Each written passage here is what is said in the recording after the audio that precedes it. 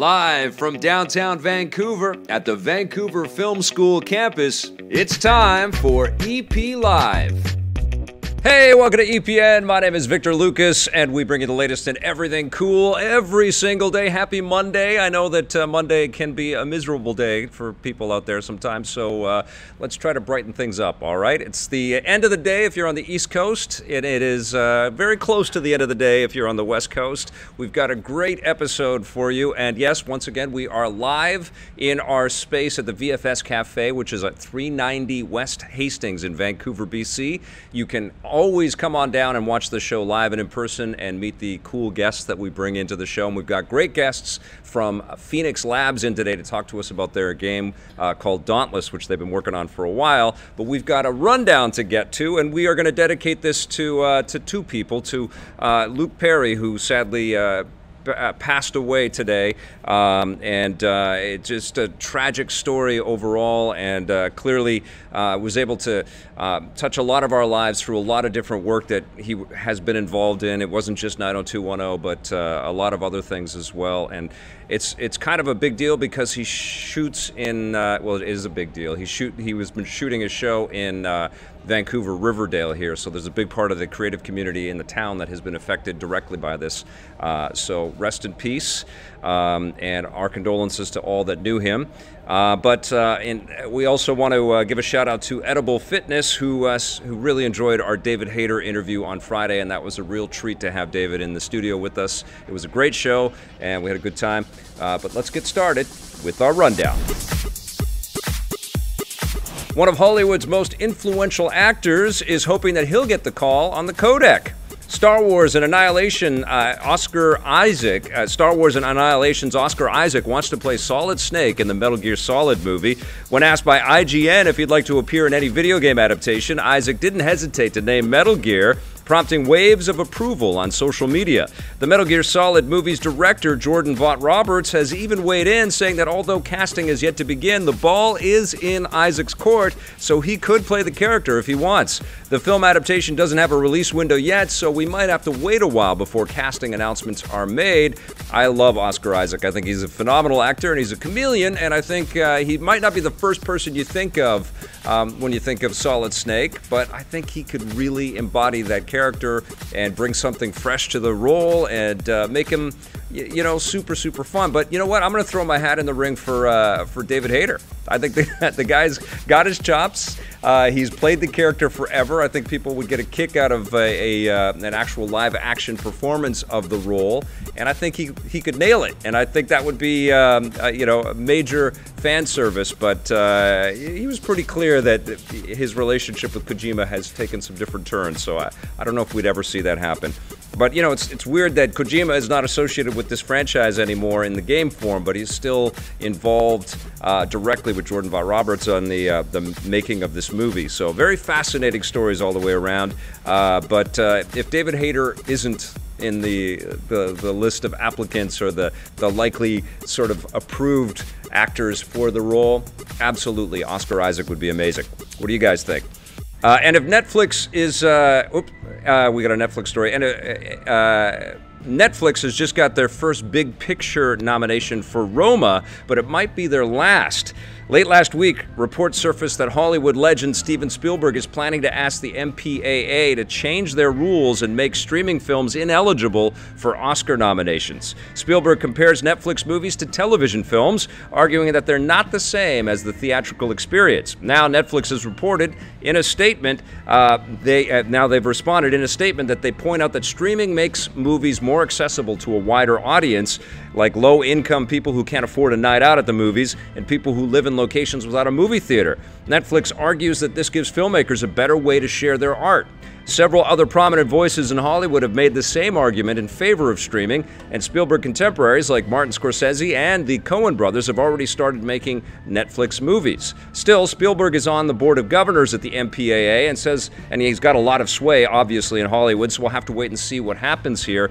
I think, you know, I don't often disagree with Steven Spielberg, but I think he's on the wrong side of this. I think Alfonso Cuarón had a fantastic statement about the fact that Roma was financed by Netflix, and there's no way in hell that a Spanish-language black-and-white movie with subtitles would be funded by any of the major studios, and it would not get the theatrical distribution that Netflix allowed for that film. You know, it got in front of a lot of people, and it became a big hit for Netflix and for Cuarón, and it won Oscars that were fully justified. I see what Spielberg is saying. He's trying to hold on to an era that is quickly passing us by. I think a lot of us are starting to kind of decide to watch film and television programming on our massive home theater setups, and the screen and technology that's available to us at our fingertips is pretty compelling, you know? So the theater experience, they've got to do what they can to get people into their cars and onto the, you know, subway trains and get us into their seats. And, you know, they're fighting. And I don't think Spielberg coming out there and saying that these movies can only be looked at for Oscar sort of acceptance if they end up in the theaters is the right way to go. You know, what it does is it really removes the idea that independent filmmakers or smaller budget filmmakers are going to have that same kind of level playing field, because those movies just won't get paid for. I mean, look at the Amazon even has been paying for independent film that they put into theater first and then they bring to their streaming service. And maybe that's kind of the meet in the middle thing that Netflix has to do, is get some of their movies that they pay for into theaters for a limited run or something. But yeah, it's pretty crappy, because this is obviously an opportunity for artists to get their work funded and seen by a lot of people, and Spielberg should be rooting for that. A young Steven Spielberg, I think, would be. All right, and if Netflix is too controversial, let's move to something that doesn't cause any debate right now: Ghostbusters. Right. The new Ghostbusters movie has narrowed down the list of actors that it's going to call. Variety reports that Stranger Things and It star Finn Wolfhard? Is it Wolfhard? Yeah? What a name. And It star Finn Wolfhard is in talks to play the male lead in the film, and which will disregard the 2016 movie and serve as a direct sequel to the original films. No official announcements have been made, but the new movie is rumored to focus on two teenagers, a boy and a girl, who train themselves to become amateur Ghostbusters after something strange begins happening in their neighborhood. No word yet on who might play the female lead. I guess that's what you kind of have to do from the executive's perspective, is you bring back some of the old cast and you put them in there, and you also have to cast young so that you can get the young people to come on. I mean, this is the thing. I mean, it's funny because we're talking about how the studio interference will try to, you know, almost through analytics figure out exactly what to put on screen to bring in as many people as possible, whereas an independent movie like Roma from Netflix disregards all of that and just comes straight from the heart, you know?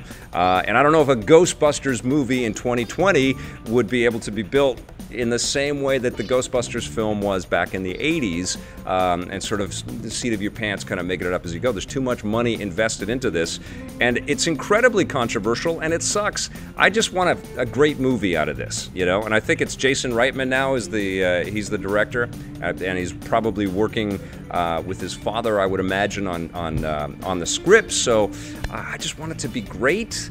And I like this kid. This kid is a fantastic actor. So hopefully this is all going to come together well. But yeah, you can certainly see the puppet masters at the studio trying to figure out how to get that box office number as high as they possibly can.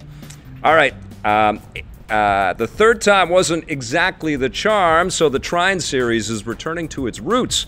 Developer Frozen Byte Games has unveiled Trine 4, the latest entry in their side-scrolling RPG puzzle series. Unlike the last game, which experimented with 3D gameplay, this one will return to the 2.5D perspective of the first two games, and once again give up to 3 players different puzzles in a magical fantasy world to solve. It might come off as a bit of a surprise that we're even getting a new one. Trine 3 only received mixed reviews and didn't sell as well as Frozen Byte had hoped, leaving the fate of the series in jeopardy until now. Trine 4 lands this fall, and I think what they're doing is they're also going to package in the definitive editions of the previous Trine games. I don't know if you've ever played the Trine titles, but they're fantastic. At least the first two were amazing. Lots of really cool physics-based puzzles to solve. You had like a knight and a wizard, and what was the other character? I forget the other character. I don't know. Oh, Archer. Yes. Okay. So everybody had different abilities and different skills, and you had to kind of jump between all of them, and you had to progress and wipe out, waves and waves of sort of medieval bad guys. Loved it. Very cool and beautiful artwork as well. So I didn't play Trine 3 though, and maybe this was why. Maybe the word of mouth, they were just trying to sort of squash it. But I'm glad that it's returning to its roots, and if you've never played those games, definitely check them out. They qualify as buried treasures for sure, the first two.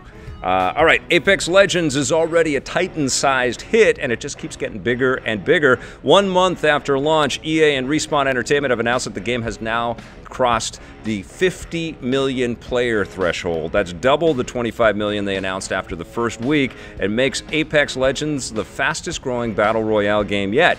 For comparison, Fortnite took 3 months to reach the same milestone. Respawn co-founder Vince Zampella has thanked players for their support and says that he can't wait to unveil the upcoming content. The game's second season begins in June, and this has got to be incredible news for Electronic Arts, the beleaguered Electronic Arts, who is dealing with all kinds of Anthem fallout right now. This is definitely the bright mark, I think, on the sort of for the stock market out there right now as with regards to Electronic Arts.